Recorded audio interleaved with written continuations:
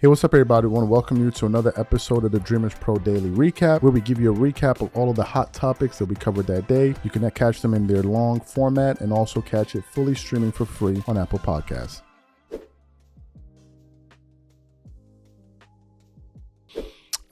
There was a clip that I came across today from the Higher Learning podcast. Now, it was referred to me from an Awful Announcing article, and it essentially had the following title. It said, Gendered Problems, Decentering Men with Joy Taylor, plus thoughts on Hulk Hogan / Higher Learning. And on this show, I believe the people is Rachel. I see Rachel Van Lathan, I think is his last name, if I remember his name properly. And they had Joy Taylor on there. Now, Joy Taylor recently was in some major headlines because she was part of the cord cutting that took place at FS1. As you guys know, they fired a lot of front-facing talent. They fired Joy Taylor. They fired Emmanuel Acho. Based on the reporting that I got, they got rid of Paul Pierce. They got rid of Keyshawn Johnson. They got rid of the Greg Carton show. They got rid of a whole bunch of shows. And as a matter of fact, I think Danny Perkins, I believe his name is, he's joined First Things First with Nick Wright and those guys. They've added an additional hour to the show. So the show originally, I believe, was 2 hours. Now it's 3 hours, if I'm not mistaken. So he's there as well. So they're trying to fill in a lot of those spots. We've heard various names come up, like Max Kellerman and others, if they could look to fill out some of those roster spots at that network. But Joy Taylor was the one that really caught a lot of people's attention. And the reason Joy made the most headlines was because of the lawsuit that she was named in a few months earlier, featuring a former hairstylist that used to work at FS1 who was talking about her. And then, of course, they had a former executive that used to work there, Charlie Dixon, who's no longer at the network, who was the one that actually created a lot of those shows.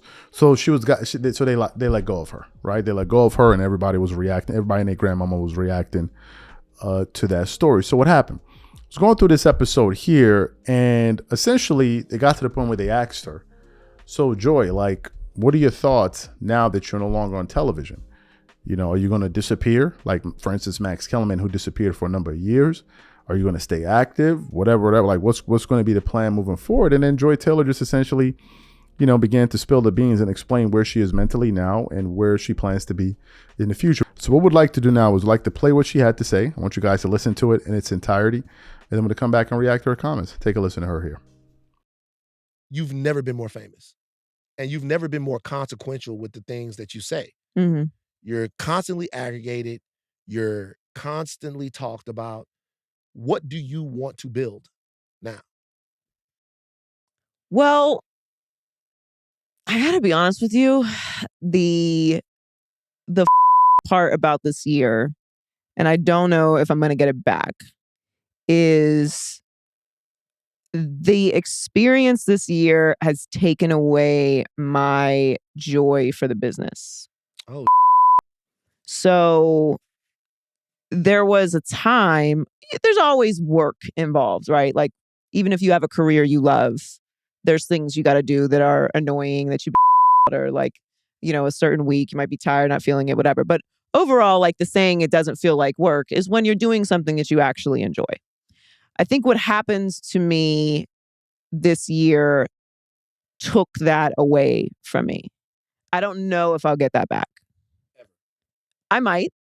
But, and maybe like when the callus forms over the wound and, you get away from things, it doesn't feel like the tremors go away. So we're not there yet. But right now, it doesn't feel that way. It doesn't feel exciting. Like the big dreams seem like I'm going to do it, but I'm not as excited about it. And that's kind of this has been a lot, like I said, a lot of work and a lot of passion, but it's been something that I think has come naturally to me because I enjoy it. And I enjoy talking to you guys, obviously. But the building, the work of it all it doesn't feel the same. Like the dream now is to just disappear. I would hope that you don't.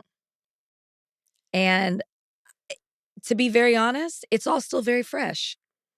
It's all still very fresh right now. We're still within the year. We're a little halfway over it. Multiple things have happened to you this year. I hope you don't act on that and disappear, because I think just as we've enjoyed talking to you, I know so many people enjoy listening to you. Obviously, that's why you've been front facing of all the stuff that's been happening, because people are interested. I hate, just like as your friend and a fan, that you feel that way. And I hope that changes for you. Well, thank you. I said this actually before everything happened, that like that was starting to be my aspiration for different reasons. Not the disappearing part, but like just, I don't want to be 70 with a mic. I want to build things for other people to have spaces. I started as a producer because that's, how you start in the business, but I do like making things. I enjoy that process. And whether it's my show or other people's shows or movies or whatever, I enjoy the process of creating and making things. And not being front facing allows you the space to still create, but not have this responsibility. And this comes with a lot of responsibility, especially if you're someone like me. And, not to like toot my own horn, but in a lot of ways, I am the only me. And that's a lonely experience. Loneliness. So you should be concerned and feel bad for my loneliness. But there's not a lot of comps, if any, to what it is that I do in the space that I'm in. Excellent. So you heard her comments there. What are my thoughts about this? Look, first of all, this isn't the first time we've seen this, right? We went through a similar cycle when they did this at ESPN a number of years ago, when they got rid of a bunch of names: Mark Jackson, Jeff Van Gundy, Jalen Brose, Max Kellerman, and some other people that I can't even think of. And then later on, they got rid of RG3, just a bunch of people, right? And that one sent a jolt through the system. Everybody was talking about it. Everybody was reacting to it. So this thing happens. This kind of thing happens. In the case of Joy and these guys, the fact of the matter is they got rid of them because the shows just weren't getting any ratings.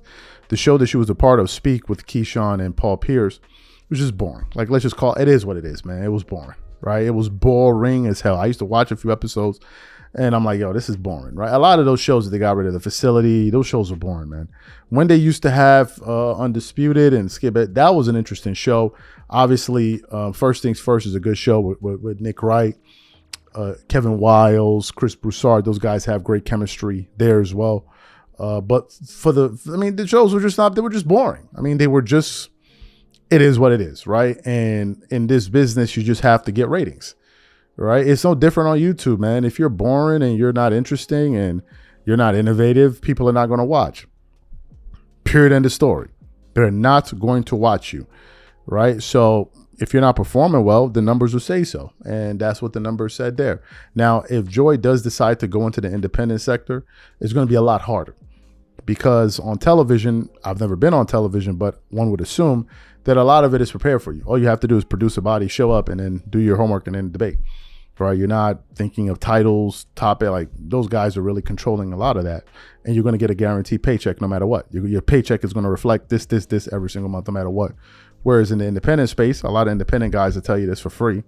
It's a lot harder, right? It's a lot harder when you're not on the machine. And another thing that's worth noting is that people are usually, whenever you have somebody that's on TV and then has a podcast at the same time, they generally tend to do very, very well, right? Because just for whatever reason, being on TV just brings in eyeballs or whatever it is. But when you step into the independent space, like fully, and you're no longer showing up on TV on a daily basis or weekly basis, then you're going to really find out like how hard this thing is. And it's dumb hard. It's stupid hard, right? We've been in this for, I don't know how many years now. And it's tough, man. You're always innovating, trying to find new ways to get creative and, and all of that. So they're going to, if they decide to come into the space, it'll be tough, I'm sure, although they have a leg up because of their celebrity. But she also spoke about doing things from behind the camera as well, right? So who knows what Joy is going to do. We just wanted to kind of relay her message or her comments really to the audience. And you guys let me know what you think about it. As you guys know, the biggest trade that went down, arguably the biggest trade in NBA history, was that Luka AD swap, just because it was just, everybody was just blindsided by it, right? Nobody saw it coming. So when that move went down, Luka joined the Lakers and all of that. But there was a particular storyline about Luka, which was, Luka's overweight. He's overweight. Obviously, Luka was coming back from an injury, et cetera, et cetera. But nevertheless, it was still the talk of the town that Luka needed to get in better shape. Luka needed to really get in the gym. And frankly, Luka not being in shape created an avenue for people to scapegoat him and say, oh, well, the Lakers are not doing well because Luka's out of shape. The Lakers aren't doing well. Blah, blah, blah. So there had been some murmurs that Luka was taking to heart what they were saying about him losing weight and being in tip-top shape. And then this morning, I was just going through the internet here, and I came across some shocking photos that showed me that Luka is 100% committed to the Lakers. Excellent. So I want to show you some photos here that we got from Men's Health magazine. Let me show it to you. It says, Luka Doncic muscles up. The skinny on the Lakers star summer shred. So you see this one image of him here, which looks like he's doing some kind of maneuver with a dumbbell in his hand. Then we go to the next image. He's doing some kind of high kick raises or whatever it is. Outside, he's looking pretty lean, looking pretty cut over there, looking like he's in great shape. And then you have another photo of him here shooting, and it looks like somebody has some kind of resistance band on his waist there. So he's working out. Then you have another picture of him deadlifting, what looks like he's deadlifting. Here you can see Luka's looking pretty slim. Even his face is slimmed down. The guy looks slim. You can see he has more definition on his arms. Then I want to go to another post here. This is from Sideline Sources. It says, Luka Doncic says his vertical is higher now than his 42-inch during the draft. And then they said, of course, some people speculated that that's not true. They said, how can he be jumping for 42 inches and all of that? But so he has saying no way he has a 40-inch vertical. But I'm looking at the picture of him here. Here he's doing a lunge, what looks to be like a lunge. And the guy looks like he's in spectacular shape. You can see his jawline. He's slimmed down. He's gotten rid of a lot of the fat that he had on his body. So looking at Luka here, the guy looks good, right? So why am I saying that this proves that he's 100% committed to the Lakers? Well, first thing is, everybody knows that the Lakers right now are trying to sign Luka to an extension. That's their number one priority, which means that he's not signed to the Lakers. And then another reason I'm saying it is because one of the talking points, and even I think his coach, JJ Redick, pointed to it, was just Luka being in better shape. So for Luka to now really get in tip-top condition, it shows me that, number one, he heard what people are saying. He understands that this is the assignment that he has to fulfill for the Lakers. And him getting in shape proves to me that, look, he's on board. Another reason that I feel like he's 100% on board with the Lakers is because of some of the decisions that he's been a part of with the team. Recruiting DeAndre Ayton. I believe he also recruited Marcus Smart. He's done some other things that would have indicated that he's kind of bought into what they're doing. You don't really involve yourself in what a team is doing if you're not looking to be there long term. You kind of let things just play out, and then you're on your merry way. So to me, this is a excellent sign for Laker Nation that Luka is 100% committed. Now, I don't want to be these dumbass. Like, look, all of you guys know I was a Laker fan for damn near 2 decades. Huge Kobe Bryant fan. Kobe made me a Laker fan, and but I hadn't supported the team in a year, especially since LeBron got there. And I now said that I can finally feel comfortable talking about the team now. But I'm not going to be one of these dumbass like Laker content creators and all that. There are a lot of dumbass Laker content creators out here. They make content that is based on they give you superficial content, superficial points. Like, oh, if Luka's super slim, the Lakers are going to win. No. Okay, there are a lot of super slim athletes in the NBA that lost last year. So it just doesn't come down to Luka being slim. Does it help his overall performance? Yes. But is that all it's going to take for him to win? No. Kobe was slim. He didn't win every year. Jordan was slim. He didn't win every year. LeBron is slim. He doesn't win every year, right? So I don't want to get into that kind of nonsense like wheelhouse of just total garbage that people like to create. The fact of the matter is this. It's big for the Lakers, number one, because it indicates to me that he's heard what they're saying. I think even Magic Johnson went out there and said it. So he's taken that to heart, and he's really getting in tip-top shape to be the best player that he can be for this organization. But there's going to be more that needs to take place. right? One of the guys I read the comment said, well, this is going to help him play better defense. Well, that's a part of a game that he's going to have to improve upon. And that has nothing to do, yeah, you can be slim and all of that, but there are slim guys that don't play defense. A lot of it has to do with your effort and your mentality. That's something that I'm also going to be looking at beyond the fact that, oh, Luka, you can see his jawline. What kind of moves are the team going to make throughout the season, if any, to ensure that this team is competitive? What kind of moves are they going to make going into the future? What kind of coaching style is JJ Redick going to implement this year? Are other pieces on the team, are they going to be able to step up? Are they going to mesh well?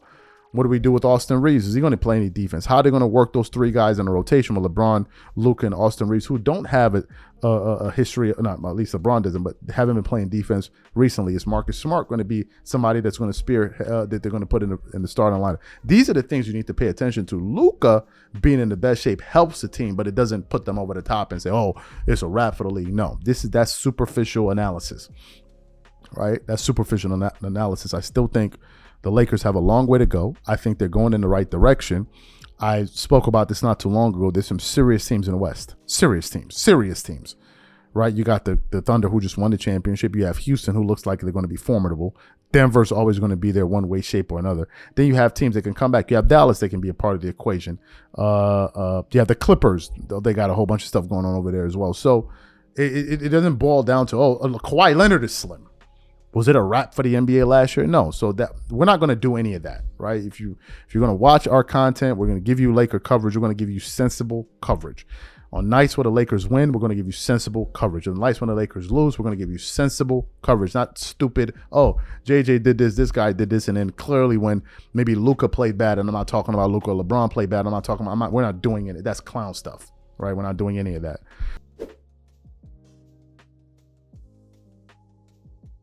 So we recently did a show. We did a few shows, actually, on Kendrick Perkins. One of the shows we did was him reacting to D Wade, saying that Pau Gasol should have won the finals MVP in 2010 over Kobe Bryant. We did a show where Kendrick was responding to that. And then we did another show where Kendrick Perkins was pushing back on some of this Kobe Bryant slander. He's like, yo, enough is enough, man. What's going on? Like, especially, and a lot of this is coming from his former contemporaries, like former players that played in the NBA, current players. He's like, let's knock it off with all of this nonsense. Now, we also did a show reacting to some comments that took place on the Big Shaq podcast when the Morris twins were on there, and they were talking about Kobe Bryant as well, where Shaq agreed with Tracy McGrady saying that, he could have won 3 championships with T-Mac and all of this. And the Marcus twins were like, Shaq, we got to disagree with you. Right, we got to disagree with you because we believe that you're shortchanging Kobe, and by making those comments. So we did a show about that. A lot of people watched. I think like 70,000 people watched that show. So it was a successful show. So this morning I was going through the internet, and I came across some pretty interesting comments from Kendrick Perkins responding to some things that Shaq said on that podcast, because I didn't watch the full episode. So essentially, it was a point where they were talking about Rudy Gobert. And if you know anything about Shaq, he doesn't like Rudy Gobert. Well, he's not the only one. It seems like a lot of NBA players don't like Rudy Gobert. I don't particularly know the reason why. I don't get it. I don't know, because I don't play in that league, so I don't know what's going on with those guys, but they don't like him. And Shaq, one of the reasons he doesn't like Rudy Gobert is because he believes that Rudy doesn't deserve to have a contract where they pay him $250 million. And he's talked about it in the past. Rudy had responded it a few times. So in this particular episode, he was taking another shot at Rudy Gobert, but this time Kendrick Perkins decided to step in between them and say, hey, look, Shaq, man, enough is enough with this obsession with your pocket watching of Rudy Gobert. So what we want to do now is we're going to play exactly what Kendrick Perkins had to say in response to Shaq's comments on the big podcast, and then we're going to come back and continue on the show. Take a listen to what Kendrick Perkins had to say here. Shaq versus Gobert. What happened? Do you guys want to hear the clip? I know nothing. I'm on, this is dad duty and camp week. I haven't turned on ESPN. I hate Rudy Gobert. Why don't you like Rudy? Because that motherfucker making $250. You don't deserve it, dog. As the president of the Big Man Lions, you making big money. Play like a big man. Right. That's it. Play like a big man. Throw some bowls, knock some people out. Don't be letting little white dudes from Denver dunk on you and talk to you. Then you got to grab them by the neck at the last second. Come on, bro. That's it. If you're going to get paid big money, play big. I just want Shaq to still be on TV when Rudy gets into the Hall of Fame because it's going to. If Rudy Gobert gets into the Hall of Fame, Into the Hall of Fame. if Rudy Gobert gets to the Hall of Fame, I'll wear this dress to the mother ceremony.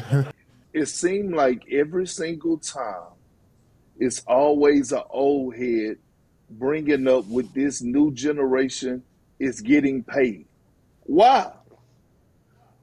Right? Like, yeah, Rudy Gobert, he make $250 million. We just addressed Kenyon Martin and Gilbert Arenas talking about Chet Holmgren getting $250 million. Like, let them guys get paid. Right? Like Shaq, you, in my eyes, Shaquille O'Neal is the most dominant player to ever play the game of basketball. Right? Some may argue, but as far as pure dominance, that's who he is. Rudy is not you, bro. And that's okay. Like, you can't expect Rudy to go out there and put up 24 and 20. That's not who he is.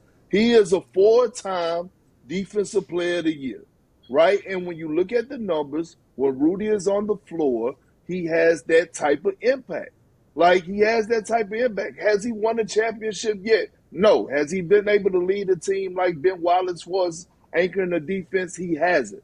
I'm just getting tired of every single time. And look, I'm very critical of players in the way that they perform, right? And like critiquing their game if they're not getting the but I never, ever count somebody else's pockets or tell the world what another player or these players shouldn't be getting, right? Like, it's a job first. You want those guys to max out. I always tell guys when I see them, these players that are playing today, make sure you get your letters. Get your letters. So you heard what he had to say. What are my thoughts about what he's saying there? Look, the pocket watching aspect.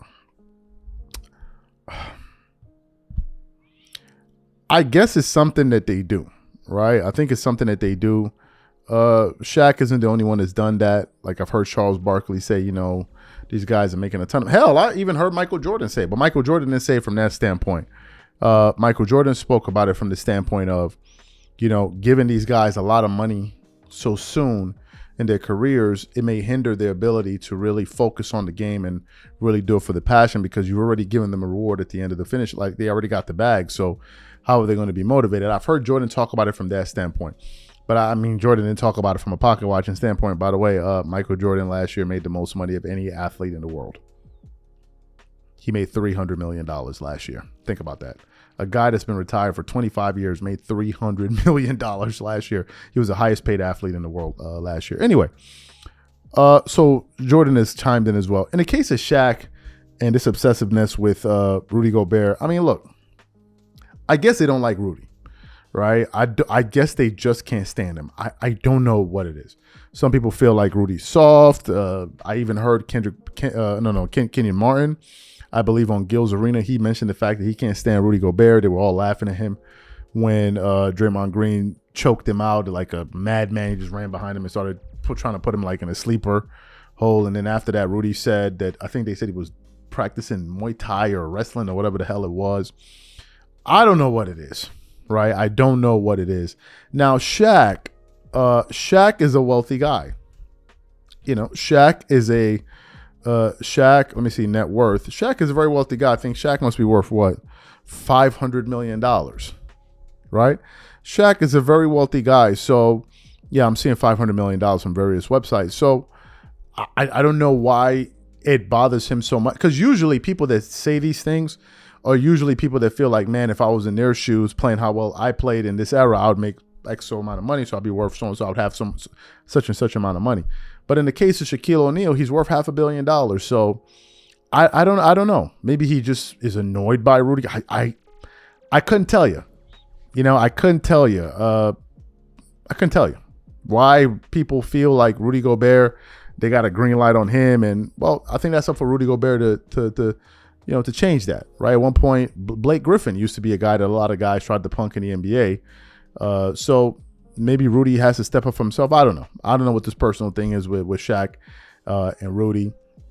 But you could say that, I mean, Rudy Gobert, is he the only one we're going to point to? The other players that play at different positions, that you can say as well, like, hey, these guys are not really all that good. So I don't know why Rudy's being singled out. I don't know.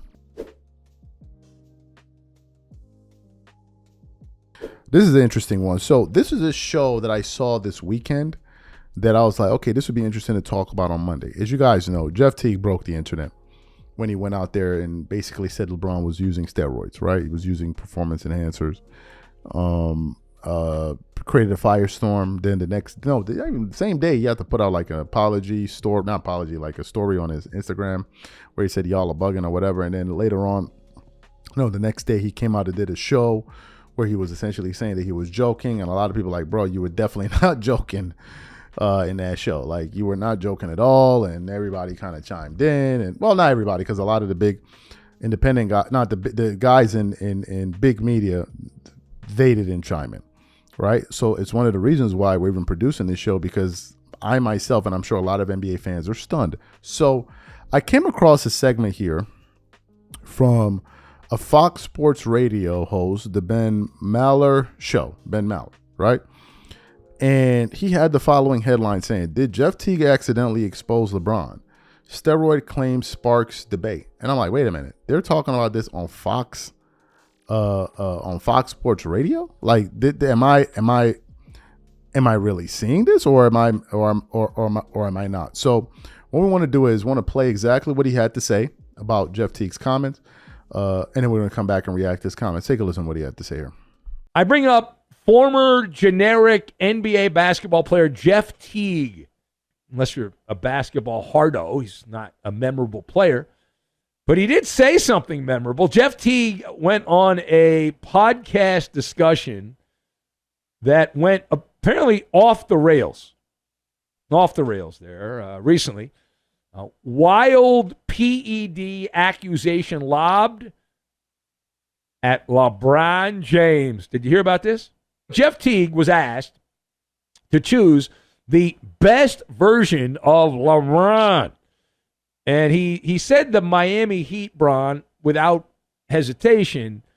But they were a bunch of people talking. We're going back and forth. And then he brought up the reason for LeBron as a Miami Heat player. This is, again, a guy played in the league, was a player who went against LeBron James. The money quote, as you heard there, they started testing for HGH, and he had to sit out. His back, they said his back was hurting, and he sat out for 3 weeks and came back skinny. Now, shortly after those comments went viral, I mean, I had buddies of mine all over the place, my radio friends. Did you see what Jeff Teague said? I said, who the hell's Jeff Teague? Did you see what he said? Oh, my God, you're going to start your show with this. Well, obviously, I didn't start the show with this because Jeff Teague, after this went viral, he tried to, he went on Instagram. He tried to clarify. He claimed he was just joking. So let us discuss the question. Jeff Teague claiming that LeBron was a steroid guy, and then he tried to unring the bell. How do you process this one? So I've got Ray-Bans, Antarctica, and health insurance. And we'll connect all of this together, and we'll say hello to Blind Scott, who's been on hold the entire show. All right, now, first of all, in keeping track of this story, because I have no life, this is what I do, as I look for things that I might want to talk about on the show during the day. So I got whiplash on this one. In literally a nanosecond. Do you know how short a nanosecond is? In a nanosecond, Jeff Teague went from full kamikaze on King James to backpedaling like prime Deion Sanders back in the day. Right? Just like that. Right? And Teague, another one of these little cute little jock podcasts where the guys sit around and talk about the glory days and all that. And he drops this just very casual in conversation comment about LeBron James being on steroids with the Miami Heat, just a throwaway line, like he's ordering some takeout food on DoorDash. And then he pulls out the classic, psych, in your face, I was just playing, man. Of course, I happen to have a PhD. I bought it online. I have a PhD in the ancient art of sarcasm. I like to dabble in the art of sarcasm. And this is not that, right? We believe that Jeff Teague did the thing you can't do at the time you can't do it. He said the quiet part out loud. Now, would love to have been a fly in the wall when the phone started ringing. Ring, ring. Hey, Jeff, it's your agent here. Yeah, what's going on? Yeah, so you did a podcast. Yeah, I did it the other day. Yeah, so apparently you said LeBron's doing stuff. Yeah, I said that. Well, who cares? There's maybe some dudes in dark suits that would like to talk to you. Click. And then the guys in Ray-Bans, in the SUVs, the black SUVs pull up to the door. They give Jeff Teague, in my head, friendly reminder. They say, hey, Jeff, we've got the Ray-Bans, we've got the suits on. That movie, Men in Black, that was not drama, that was real. The old fiction, nonfiction, that was nonfiction. And LeBron is, LeBron's a multi-billion-dollar global asset. Nobody knows who you are. Zip it, El Zippo. Good, so you heard his take. Here's my response to this. First of all, I'm even surprised that somebody at Fox Sports is touching this story. And the reason I'm surprised is for the reasons he outlined, which is, Jeff, you received a call where it's like, yo, bro, LeBron is a multi-billion-dollar brand. This is a fact. All right. So for a person like the Ben Maller or anybody on one of these major platforms, for them to even talk about this is surprising because they generally don't. Now, when that story initially broke, I do remember Skip Bayless and these guys, Keyshawn and Paul Pierce, talking about it on TV, but they did it in a way where they seemed so trepidatious about it. They seemed damn near afraid. It was like, are we going to talk about this? Are we going to give an opinion? So you had that there. But generally, these big guys are not going to talk about it. ESPN is not going to talk about it. Why? Because ESPN is a major partner of the NBA. Right, they have a deal with them to show their game. So how would it look if you have analysts on TV coming up here and saying, "Hey, man, could LeBron be on this?" It's like you could be affecting their product. So I wouldn't expect anybody anywhere to talk about that. Now, have they done this to other athletes in the past? Yes, they have. Lance Armstrong, Barry Bonds, and some other people that I can't think of. But LeBron James is the face of an entire league. Right, he's the face of an entire league, and he's still an active player. So, is this something that they're going to be willing to do now? Maybe some people on Fox Sports will talk about it. Maybe some other articles will talk about it. Some other companies like maybe Yahoo and this one over here and that one over there. But for anybody on ESPN to do it, they're not going to do it. I don't even think they're going to do it on their independent shows. I don't think Stephen A. Smith is going to talk about it. They're just going to act like they didn't hear it. He's going to act like they didn't hear. Stephen A. Smith on the Stephen A. Smith show talks about Epstein and all of this and all of that and give this and give that take and give that take, but they're not going to touch this topic. They're not, right? They're not. So I know there are people out there that are like, oh, man, if we just push hard enough, they're not saying nothing. They're not going to say anything at all. If they will, it'll probably be at the end of his career when he retires, but they're definitely not going to do it now. And I doubt the truth ever comes out ever at all. I sincerely doubt it because there's too much money involved, man. There are too many tentacles to this thing that for somebody to just, no, it's not going to happen. So when I saw this guy talking about it, and he is on Fox Sports Radio, I'm like, wait, was this a mistake? Right? Did this slip through the cracks? Was this a mistake? Because he's talking about Jeff Teague saying the quiet part loud. It's like, bro, are you supposed to be doing this? Is your job security secure? Now, the irony in all of this is that I have heard people speculate about the reason Michael Jordan's father passed. But people speculated on it while he was still playing. Was it because of his gambling and all? Yeah, people made those speculations. So it's not like as if the media and these other people out here spared other players in the past. They didn't spare Jordan. They didn't spare Jordan. Hell, they didn't even spare Kobe. Even though he won that case or they settled, whatever the hell it was, people still hold it against him to this day. You need to look no further than Gayle King after he passed away. I think he was interviewing. Oh God, I forgot who she was interviewing. I think it was Lisa Leslie or somebody. I don't remember who she was interviewing. She was talking about it then. The guy just passed away, and she was talking about that then, right? So other athletes, other NBA players have not been spared. LeBron is being spared. I don't know why particularly, but maybe we'll find that out a little bit later. But in this particular instance here, don't expect any of these guys to be jumping out the window and giving you an honest take on it. They're just going to act like they didn't hear it.